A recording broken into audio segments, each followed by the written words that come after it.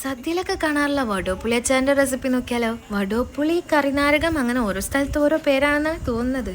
ആദ്യം നമ്മളെ വെളിച്ചെണ്ണയിൽ കടുകും വറ്റൽമുളകും കൂടെ പൊട്ടിച്ചിട്ട് ചൂടാറാൻ വേണ്ടി മാറ്റി വയ്ക്കും.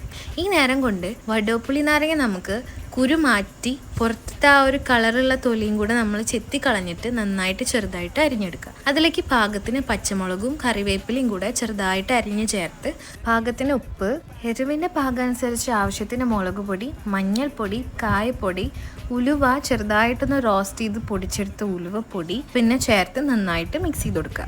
എന്നിട്ട് ഇനി ഉപ്പ് വേണമെങ്കിൽ വീണ്ടും ചേർത്ത് കൊടുക്കുക. അതിലേക്ക് 1 ടേബിൾ സ്പൂണോളം വിനാഗിരിയും 1 ടേബിൾ സ്പൂൺ പച്ച വെളിച്ചെണ്ണയും കൂടെ ചേർത്ത് വീണ്ടും മിക്സ് ചെയ്തെടുക്കുക. എന്നിട്ട് നമ്മൾ നേരത്തെ ചൂടാറാൻ വെച്ചില്ലേ കടുക് പൊട്ടിച്ചതൊക്കെ, അതും കൂടെ ചേർത്ത് അങ്ങ് മിക്സ് ചെയ്ത് കഴിഞ്ഞാൽ അടിപൊളി സദ്യ അച്ചാർ സെറ്റാണ്. അധികം നാൾ പുറത്ത് വെച്ച് ഉപയോഗിക്കാൻ പറ്റില്ല. ഫ്രിഡ്ജിൽ വെക്കുകയാണെങ്കിൽ 1 മാസം വരെ കേടുവരാതെ ഉപയോഗിക്കാം.